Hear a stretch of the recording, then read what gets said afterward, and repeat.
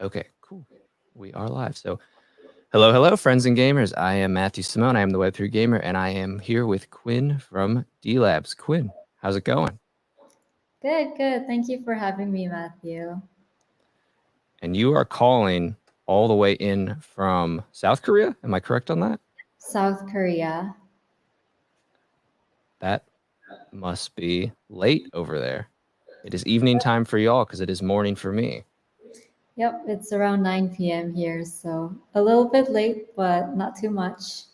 All pretty I, good.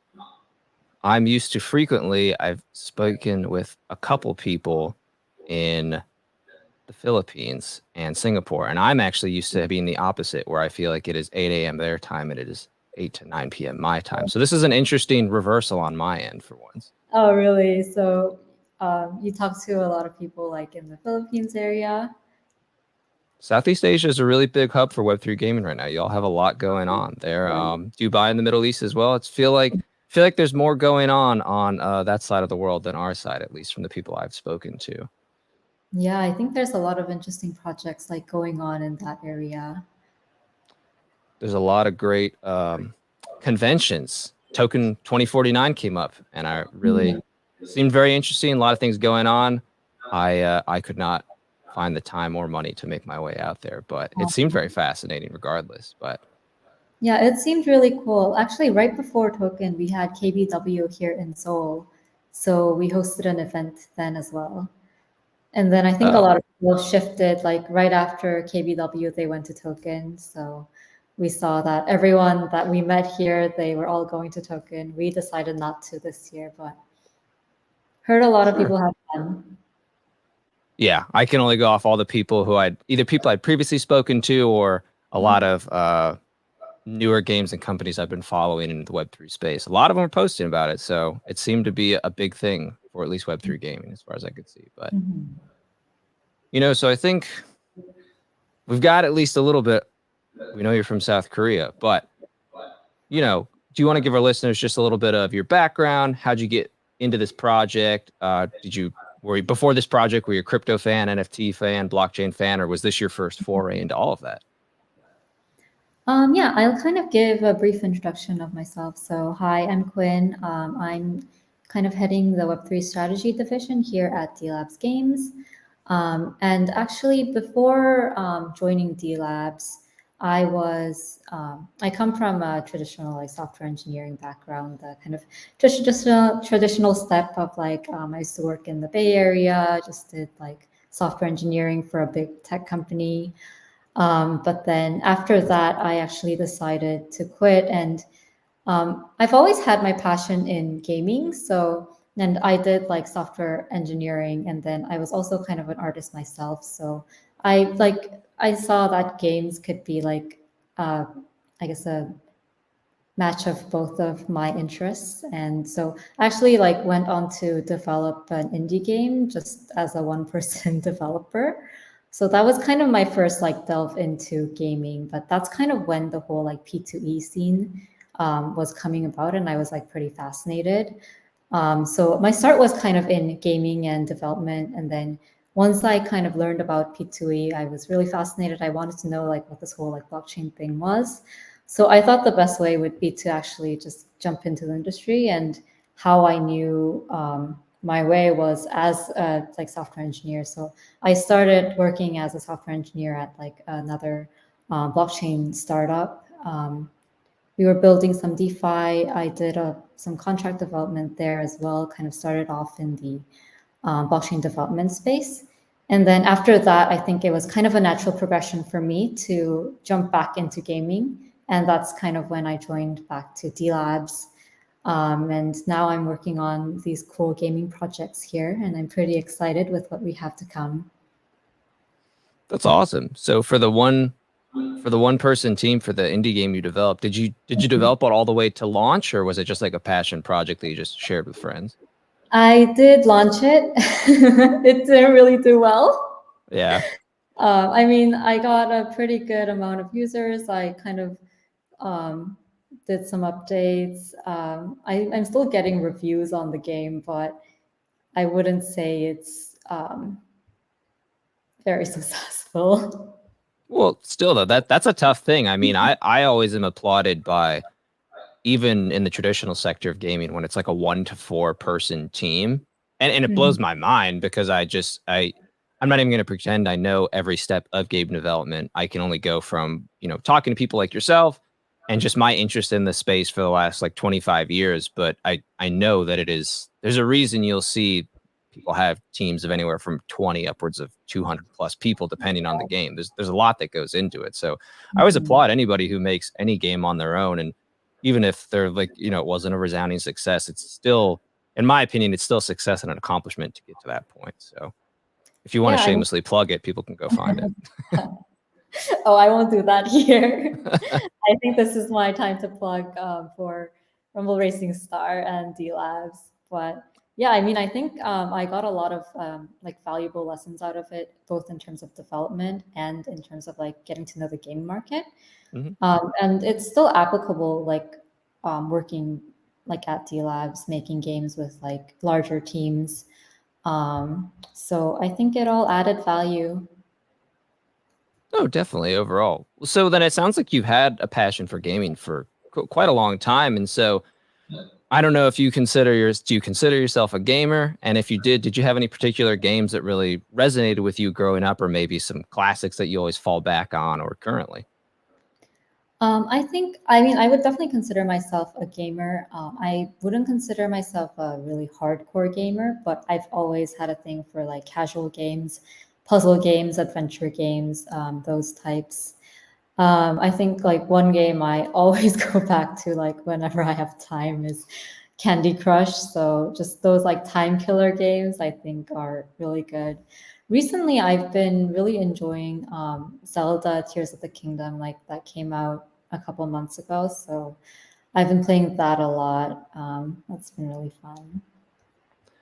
Yes, I have to admit, not that I'm a big fan of Zelda, and the Breath of the Wild didn't hit quite as many marks for me as I would have liked. So I was very hesitant with Tears of the Kingdom, but it basically felt like everything I'd wanted out of Breath of the Wild, and I had a lot of fun with it. I'm still having fun with it. I go back and forth, but yeah, I it's a good one to pick.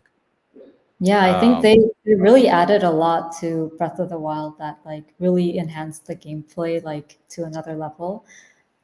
Especially with the crafting and kind of the flexibility that it gives. I think it was really great, and I'm still having a lot of fun. So, yeah, and that is one thing I will credit Nintendo with doing a really good job of in the past, and even more so it feels in the last few years, that I'm waiting for Summon and Web3 to do, which is that Sony kind of tried to do it with Dreams, but that kind of putting creativity in the user's hands of going like, here's the framework, here's mhm. everything that's still going on, but like it's in your hands. I mean, just I'm sure you've seen just on social media the amount of things people have been able to create and do in Tears of the Kingdom is insane, and stuff I never would have thought of. And I just think that's really cool that it feels like, I know options aren't truly limitless, but it feels like the options are limitless just with how much people have done and continue to do with the game.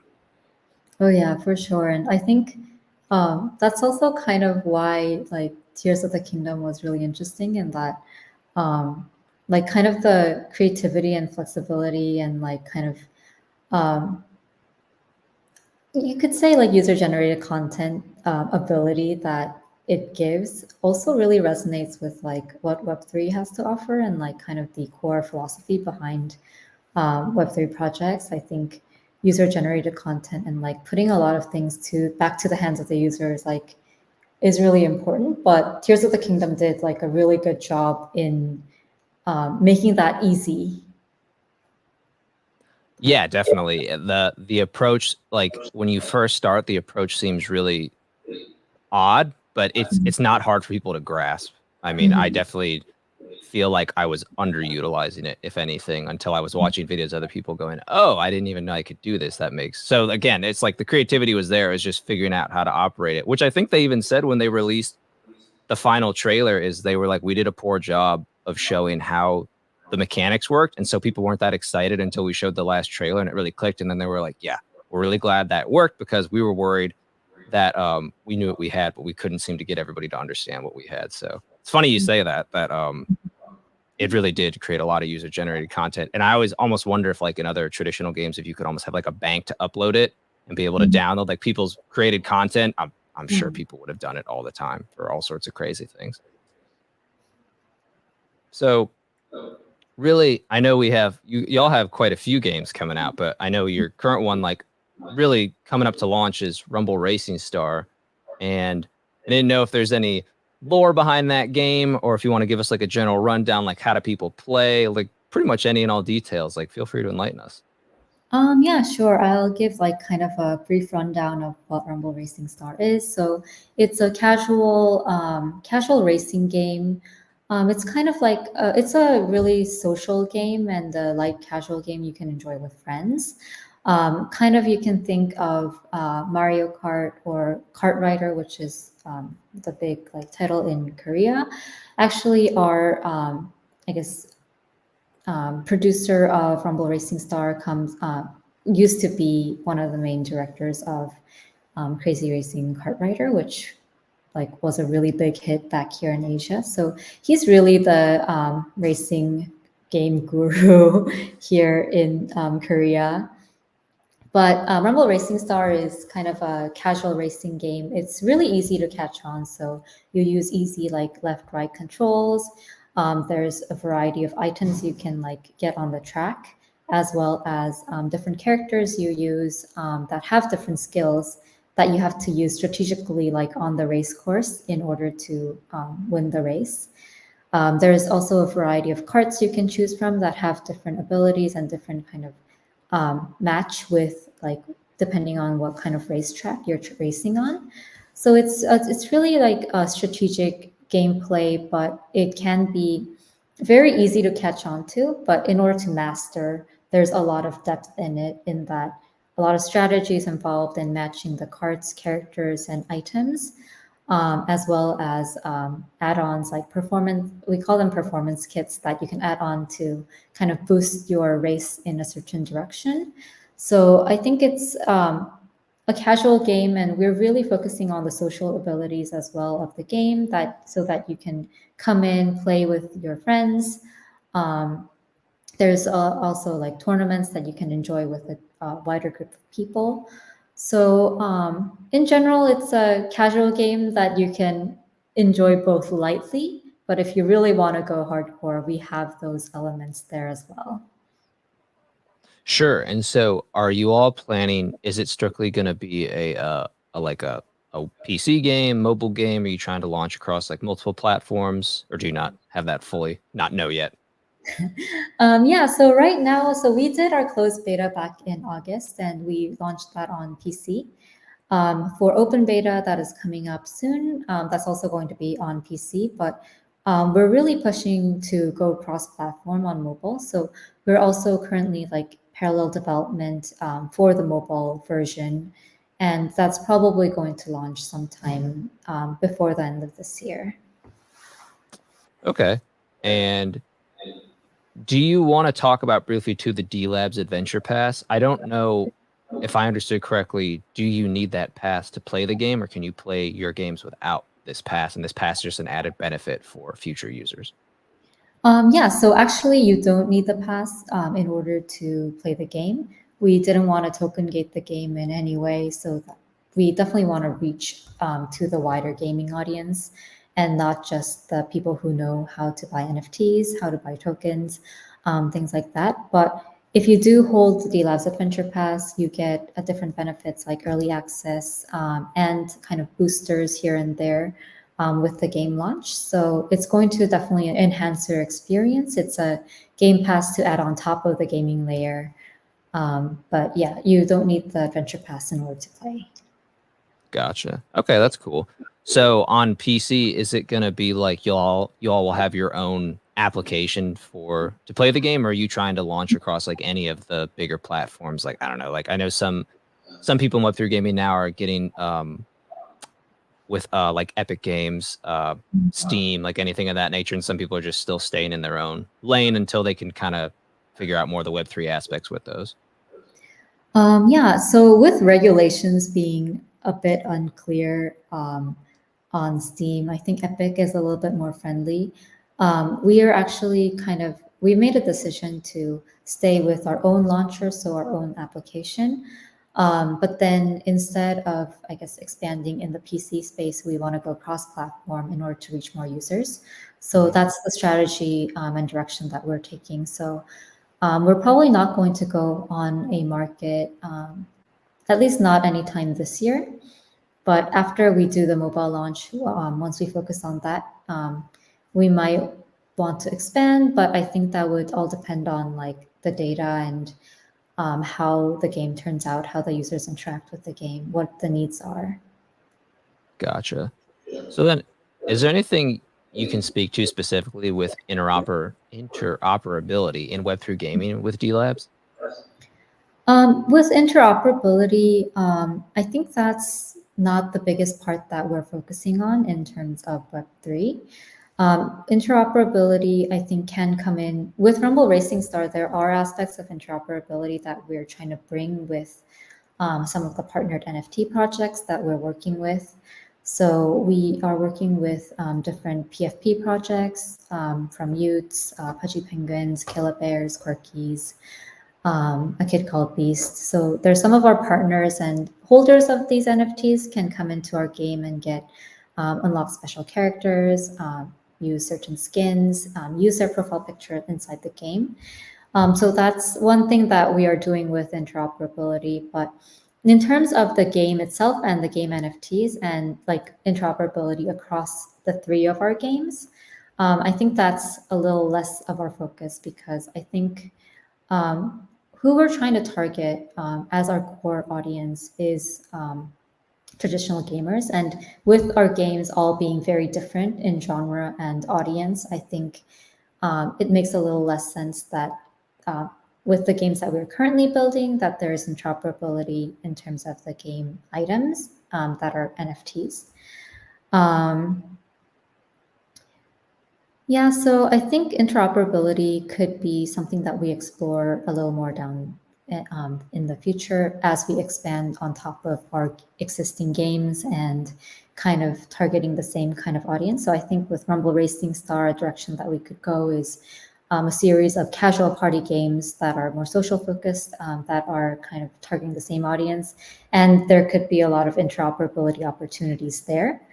I think something that we're focusing a lot more on is in Web3 is less the interoperability, but more so on the community-driven and community like interactions that are possible with the Web3 like philosophies and ideology.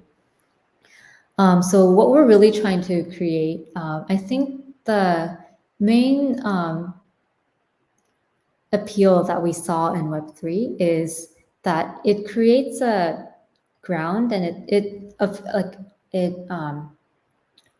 makes available a system that can create interest alignment between gamers and game developers in that there are different mechanisms that can allow for data to be more transparent and actually have users own their assets and actually like not have that take like the value of those assets taken away by a centralized decision-making process.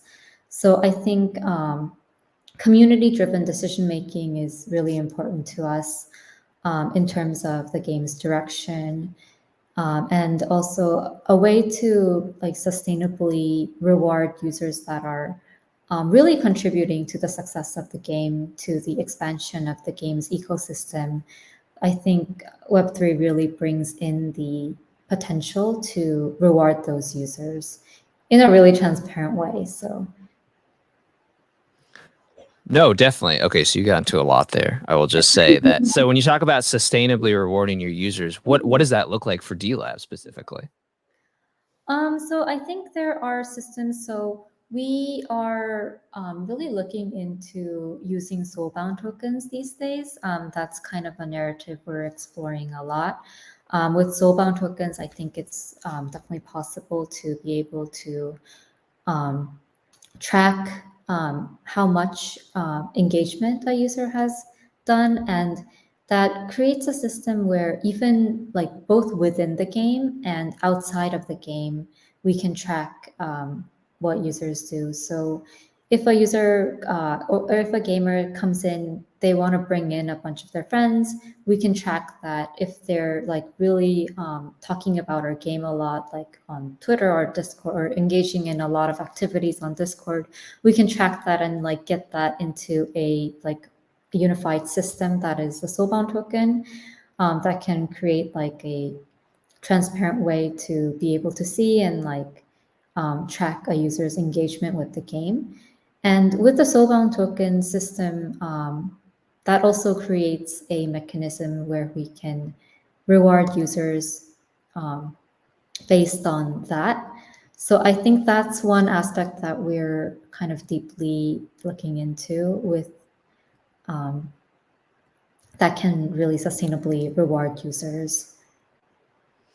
And is there a particular reason why you felt soulbound tokens were going to be like the best aspect for those gamers as opposed to, you know, maybe a more rare or more exclusive like NFT airdrop of that sense? For like if somebody put in enough time in the game or brought in enough users or something of that nature.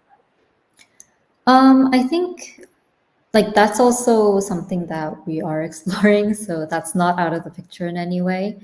But in terms of tracking like a user's engagement and kind of participation and really kind of growing the game's ecosystem as a whole, soulbound tokens are a more, I guess, a better way to measure like one user's engagement with the game. Okay. If that makes sense. I think with an NFT, like that is also one way to reward users, but I think it doesn't take into account all the different like things that a user can do and measure that in a more comprehensive system. Sure. So if I understand correctly, NFTs are more so just like it's kind of once they're given over, it's there's nothing on your end for like data tracking, collection, to monitor who's. I'm saying all these words that makes it sound bad, like you're monitoring people and tracking them. But I get what you're doing on your end of really trying to. You want to reward the players who you know are truly involved in your community and bringing more people into your community. And so I get it from that point. I understand that. So that's interesting. I don't know if I've heard anybody doing it with a soulbound token. I think it's more the traditional approach of if you're in our community and you're actually participating, you'll have either exclusive access to like certain NFTs or airdrops before other people, or just by being someone who's actively involved in the communities for a long time, or you know, more active than other users. That's stuff that'll like by nature go to your wallet or so on and so forth. And correct me if I'm wrong, but your your adventure passes on Ethereum. Are all your games planned to be on the Ethereum blockchain? And is there a reason you picked Ethereum over like another chain? So actually, our NFT, the Adventure Pass, is on ETH, but our game related interactions. So with Rumble Racing Star, we're going to launch on Polygon. So I think for an NFT, Ethereum made a lot more sense because that's where the whole NFT market is, and a lot of our partners are on ETH. So I think that made sense for NFT launch. But for games, I think with game items also like having to be traded, soulbound tokens having to be minted, a lot more interaction takes place. So I think it kind of really made sense for us to go with Polygon, and that they have an existing and established user base, infrastructure, and lower gas fees, which is really important for the users. Yeah, I definitely. It's really fascinating to see how Polygon has become like the shift for. I'm trying to think of like a Web3 game that isn't on Polygon. Unless there have been a few in Dubai I've talked to where they're and of course I'm blanking on the chain. It's a Dubai launched blockchain where it's like kind of like an exclusive, like they're trying to help out this chain grow.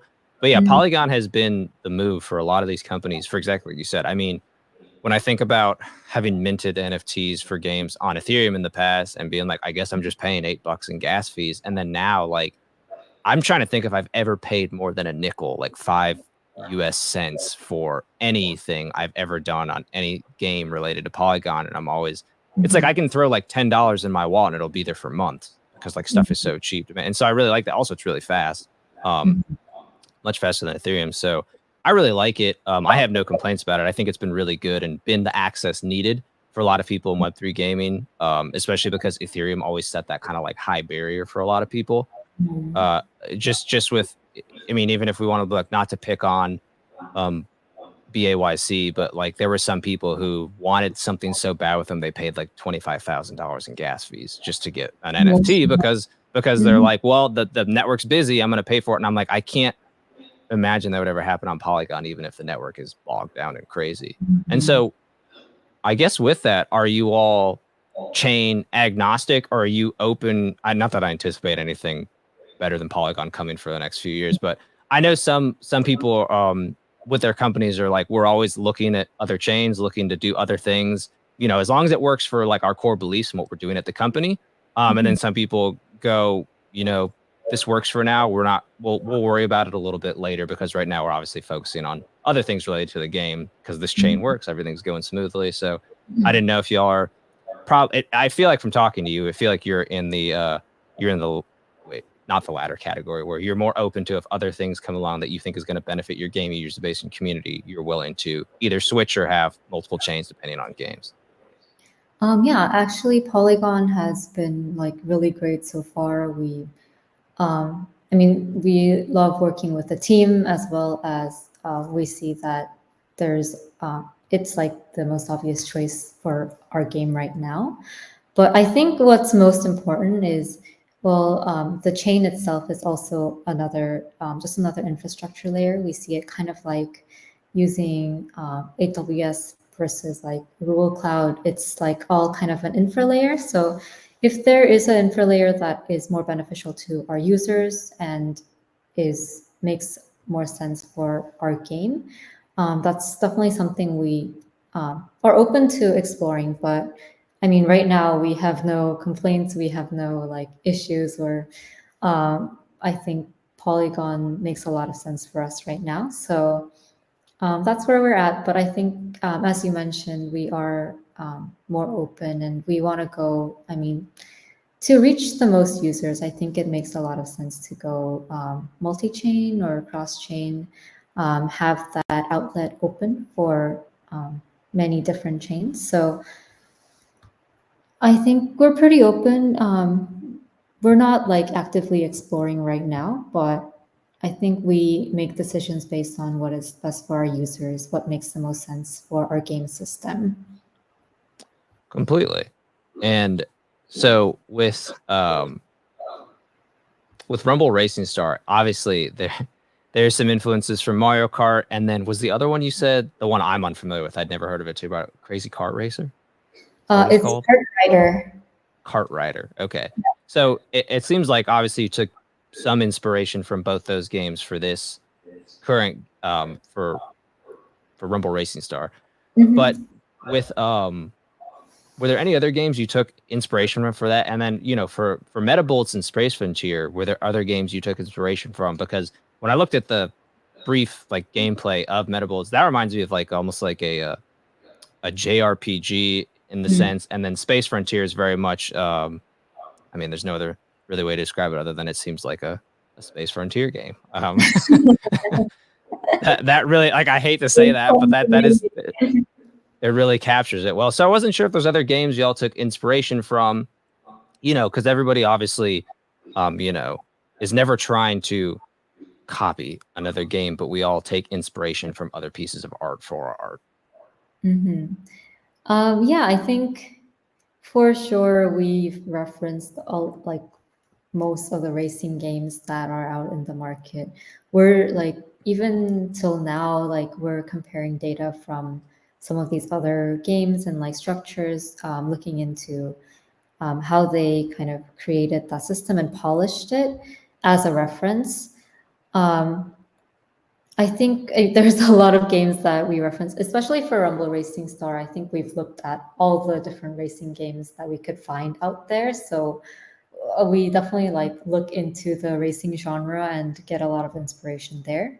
But I think one thing that's really unique about Delabs is all of our three like game projects. They're the main, I guess, producers of the game. They are experts in that specific genre. So our racing game PD, he is the expert in racing games. So he was main producer for Crazy Racing Kart Rider, which is the first version of Kart Rider.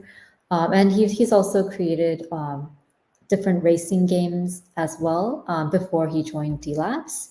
So he's really kind of been in the racing game space for a long time. So he has that expertise. And I think with Rumble Racing Star, with the racing genre expertise, like we want to combine that with some Web3 elements as well as the unique like social aspects that are in Rumble Racing Star. So it's really playing off of like the producer's expertise plus some new elements that we want to try out. For both Space Frontier and Metabolts as well, they all kind of come from a background of creating a similar type of game. So for Space Frontier, the producer is really an expert in like RPG game design.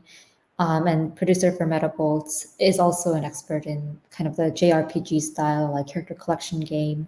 He was producer for a game called King's Raid, which was really big in Japan.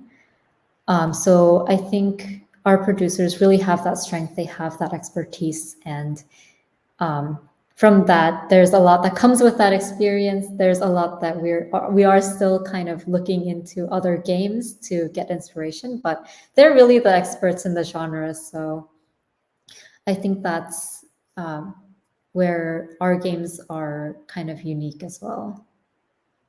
Yeah, definitely. I would say that's been a really amazing and great shift to see. Again, why I feel like we're in like this golden era that I hope just continues, like, you know, on and upward for Web3 gaming. Of there was obviously, as you're familiar with, the P2E era, where it kind of felt like everyone in like the only thing you could do in Web3 gaming was kind of like it reminds me of like reminiscent of like the early app store of like the Apple store of like the 2010s, where you're like, there's a bunch of shovelware, there's a lot more poor quality titles than quality titles. Everybody's just kind of trying to get in because they're like, well, this seems like this new emerging industry. I want to make my quick buck, and then I'll just get out and do what I really want to do.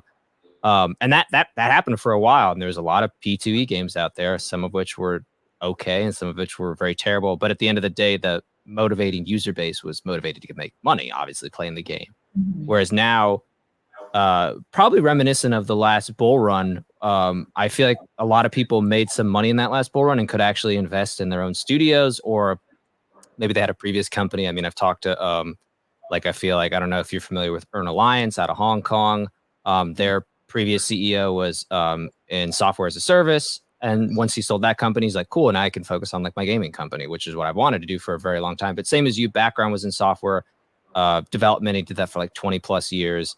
So it's interesting to see that. And like a lot of people are basically, it's games first. They're like, well, I want to make a fun to play game, because if I don't do that, I'm not gonna be able to retain a user base, and people aren't going to want to come in and be a part of my community, part of this thing I'm trying to build. And not only that, like high quality games, and a lot of them with, instead of like terrible, not that graphics matter. I've played plenty of games with terrible graphics that are great, but it's interesting to see that some people, the shift has been like to AAA graphics, like really developing a game. It just kind of feels like that bleed over effect from traditional gaming in all the best ways of people actually structured to go like, well, this is how we develop a game in traditional. This is what we look at. This is how we're trying to bring in users and retain things. This is how we're trying to make it fun to play, engaging. All good things, I would say, that have finally made their way into Web3 gaming market. And so it's, again, I get that feeling from looking at the quality of the games y'all are trying to put out, from talking to you, from reading about you, that it is you're very much in that realm with these other great gaming companies, where it's trying to make a fun to play game first, trying to make it engaging for the user, trying to make it something they want to come back to, with obviously additional benefits that rain down, so and so forth, in the form of your Game Pass, NFTs, airdrops, soulbound tokens. So I think that's a great place to be, and I think it's really great to see this shift going on. Again, I really just hope it continues onwards and upwards. Yeah, I think we're all waiting for the Angry Birds to come out in Web3. I totally agree. And that's what I'm waiting for, is like some of the bigger players to come in. Because obviously I feel like, you know, Ubisoft's trying their own thing. Epic kind of has their own thing going, but I feel like everybody else is kind of like simmering in the background now. We're waiting for someone from traditional to make like their big launch. Hmm. Yeah, and I think right now, like around this time, is I think people have been building for the past like years, months, and this is kind of around the time when actually like the people who have been seriously building are kind of bringing some games to launch. So it's kind of an exciting time, and we're excited to see like who gets it right. Hopefully us, but even if it's someone else who makes that big like first win, then like it's all like kind of follows for the whole industry to like come. So we're all like kind of here at Delabs Games, like we definitely we're working really hard for our game to be the next hit, be the next Angry Bird. That's what we're aiming for, but also rooting on everyone else who's building for the Web3 game market to like come to life. Yeah, no, totally. So I know we've covered like a good amount of it, but I didn't know we kind of like interspersed between a lot of stuff. I didn't know if there's anything in particular we miss that you want to bring up that you feel makes your projects at D Labs like vastly different from others. If anything, it doesn't have to be. It could just be what we've talked about. You know, you want to make a high quality game to user generated Mhm. for your community, and if any of those differences you're specifically trying to bring to your community.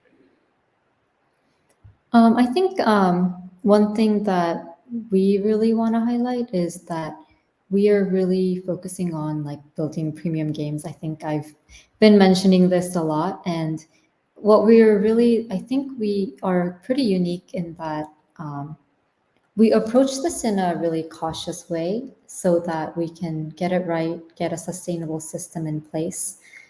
So we're kind of launching in different stages. So with open beta, I think the first step is to, because we want to bring quality games to the Web3 scene as well, we are bringing in kind of our Web2 expertise in terms of making a good quality game.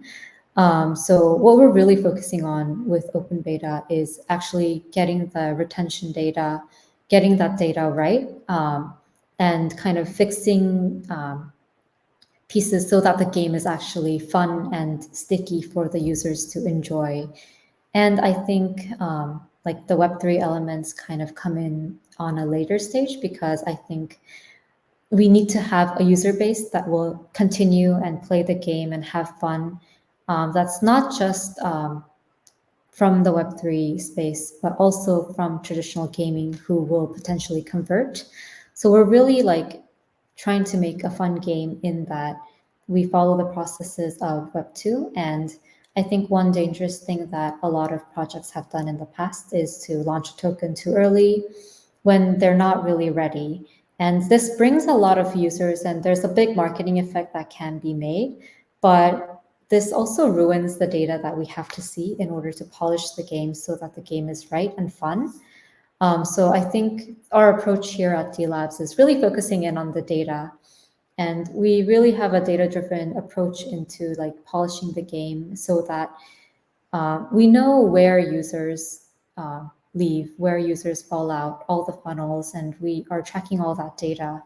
And by tweaking it after open beta, seeing how users actually interact with the game, polishing it so that we have a really solid base, and then kind of bringing in all the different Web3 elements later for the users who do stay and who are sticky. That's kind of our strategy and kind of our process of like getting this Web3 game and getting this game right. To say, yeah.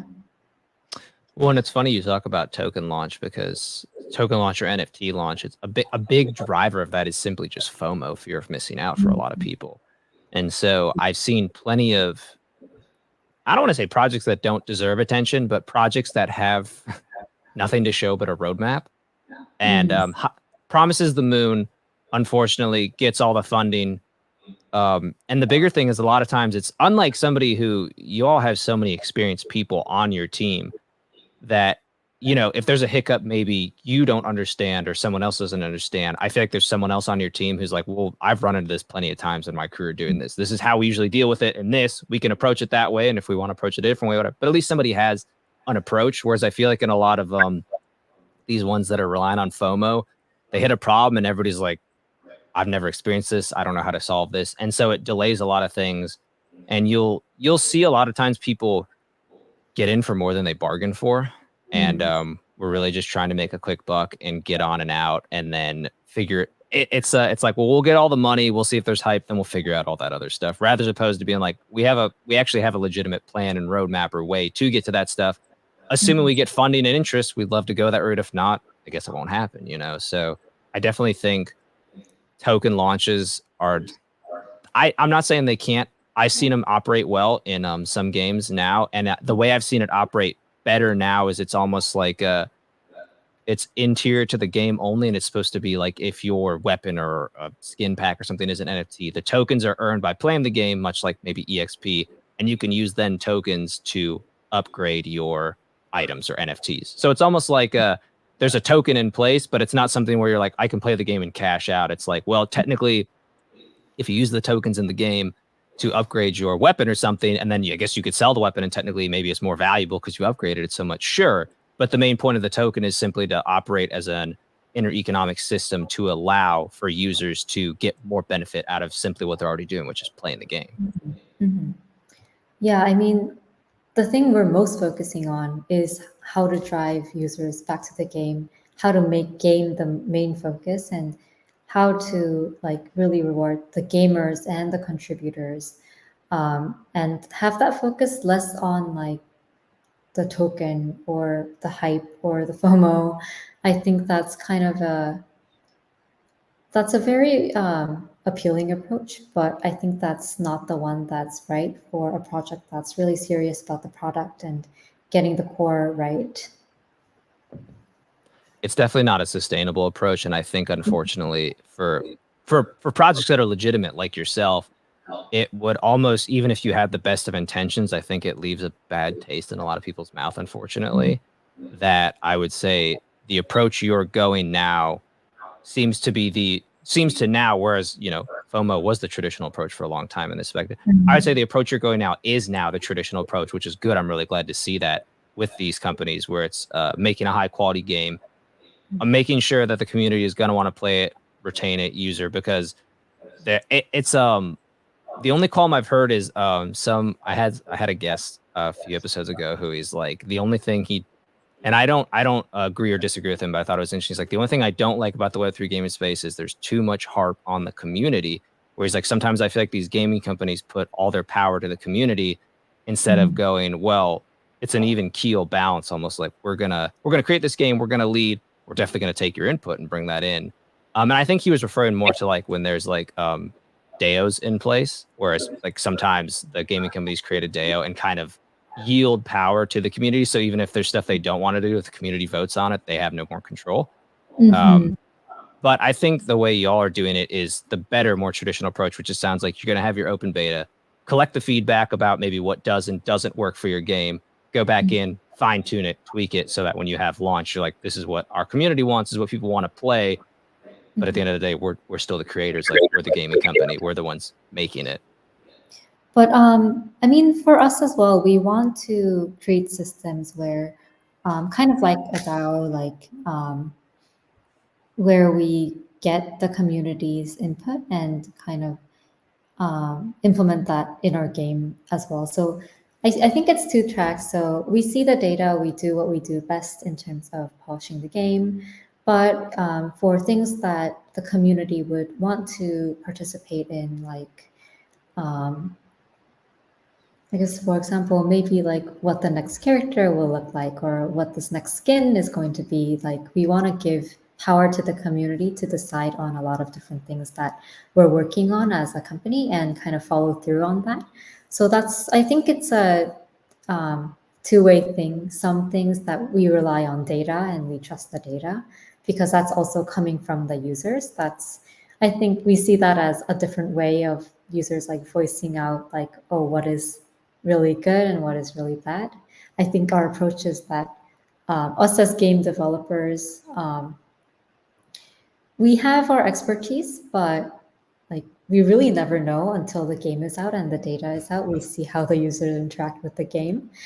So I think that's one way that we see like users interaction. The other way, like we also do want to like really enhance that community value in getting users input to like, oh, what we want to see next in the game. We want to follow through on that. Yeah, and that's all reasonable stuff. I would agree. And it's funny you bring up being a developer because I've heard that frequently from developers. If they're like, if there's one thing I wish I could do for my game, it's they're like, I wish I could get a raw look at it because you get so immersed in it.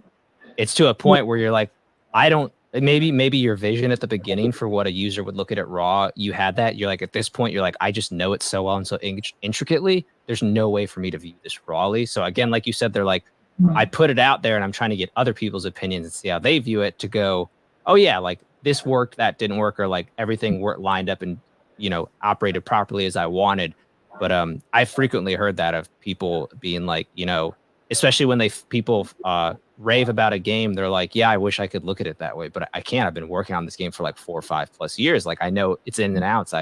I would love to be able to see it and experience what you're experiencing. They're like, it's just not possible as a game developer. So that is something where I always thought was interesting, and I feel a little bit sad for because I'm just like, so one of the, I don't want to say a pitfall of game developing, but one thing that is not frequently discussed, it seems, is, people are like, that's why you'll see, I feel like a lot of developers are like always loving and getting inspired by other people's games, because that's like kind of their opportunity to have that raw, fresh look at someone else's game, but still think about it from a game development perspective. Yeah, for sure. Yeah, it's so easy, like once you've been working on it for so long to kind of get in the midst of it and not be able to get a fresh view. But I think that's why we really value like data and user feedback. And that's what we want to rely on. Sure. So then we kind of briefly talked on like the future of like, Web3 gaming and NFTs, but some people have been like, it's the future, it's how everything is going, whereas other people feel like it's more like a unique ecosystem to complement traditional gaming. Where do you all feel you fall on that spectrum? Well, I think it's well, for sure, I think that it's where gaming is going to go, and I think that market is going to be really big. That's why we're really immersed in like this system. I think we kind of see it similar to, let's say, like how free to play came about. Like in the beginning, like I think as an analogy, like I think it's the same with like all the new kind of systems that come about. Like mobile gaming was really new, and there was a lot of like very simple or really bad quality games in the beginning. With free to play, I think it was the same, that in the beginning people had a lot of flashback with free to play, and like the specific like monetization mechanisms that free to play came with, like there was a lot of negative feedback in terms of that as well. There were games that were not really like high quality. I think like it's going to be the same for Web3 gaming. I think it's a different way that people will be interacting with the game. And I think the market is going to be really big. Kind of like how, even though now a really big portion of the market size right now is dominated by free to play, like still package games, console games, like those still exist and are still like doing really well. The big titles are really thriving. I think what I see like in Web3 gaming is kind of a position in between, like what you mentioned, kind of like free to play, like it's going to be a really big sector of where gaming, like the gaming scene will go. But I don't think that's going to get rid of any like traditional like free to play mechanisms or package game console games. They're still going to exist. But I think it's going to be like kind of a coexisting structure, but we definitely see the market like growing really big for the Web3 gaming scene because it creates different like interest alignment mechanisms between the developer, the game, and the gamer. So Oh yeah, definitely. And what's funny is I could see a lot of people just coming over to Web3 gaming who don't even care about any of the Web3 mechanics. There's just simply a game they're interested in playing. And they, especially if like we've discussed your game and other games included where you can play the game without the Web3 mechanics. It's people are that's great. You have users, you have people generated who want to continue to be a part of the community and play the game, and they don't have to care about or know any of that stuff. So it's like interesting. We're in this hybrid approach now where a lot of the bigger, better companies that I've seen in Web3 gaming take that approach because they realize that the markets are kind of running parallel to one another and sometimes bleed over into one another, but more often than not, people are kind of in one lane or the other. So I think taking that approach really opens up your opportunities for your community base, generating users, really allowing you to be what you want to be at the end of the day, which is a fun to play game that you want to generate users while being allowed to be like, I get to utilize this unique opportunity and technology with the Web3 space and blockchain to bring enhancements or added layers to my already end goal of making a fun to play game. So I would agree with you and say that I think it is going to continue to grow over the years. I'm going to be really shocked if it doesn't, because just seeing how much it's blown up in the last 3 years, I can only imagine in another, 3, let alone 10, what will be different where it goes. I mean, I always say this. I always think about, I'm like, I never saw coming the idea of tokenizing game assets for NFTs, and I don't know who originally did that. I've tried to track down who originally did that, just some history sleuthing, who originally did that concept and made it.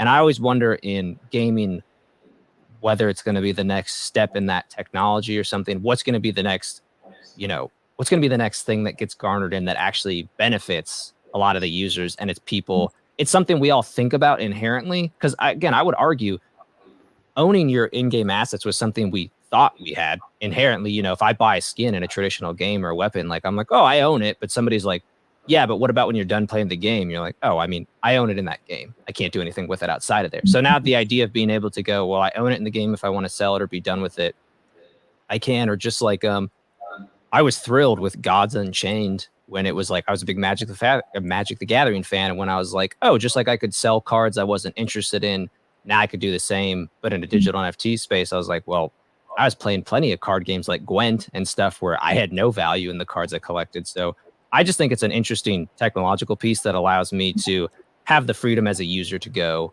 I want to keep these things, or, I don't, but maybe I only make a few bucks, maybe make a few $100, who knows, but I could pour that into another game. Whereas before, and still for the rest of my life, I'm usually the one paying for the game and putting my time in the game. And in my opinion, the reward I get is not money, it's enjoyment of the game. That's why I want to keep playing the games from the creators and the series and the companies. So I always say that I'm like, it'll be interesting to see the next piece of technology in Web3 and blockchain that really spurs. And I don't know when that's coming, but I feel like when it happens, I'm going to be like, that makes total sense. But right now I'm like, I can't even imagine what it would be.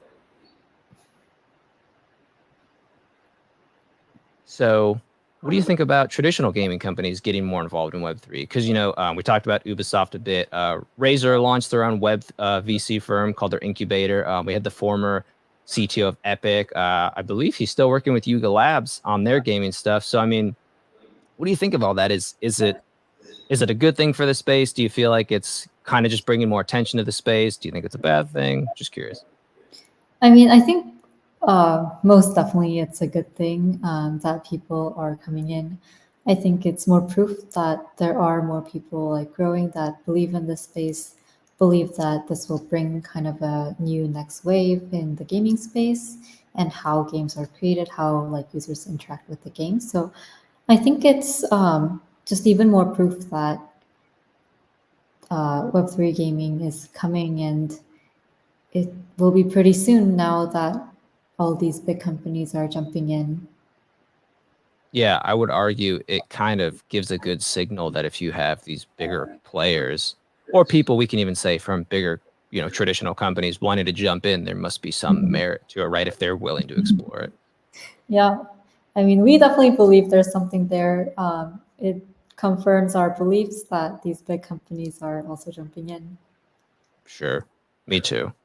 Well, then I only have one more question for you, and that's, do you have any advice you'd give younger folks, maybe starting the Web3 project or starting their Web3 journey, to maybe, hopefully get to the same place you're at?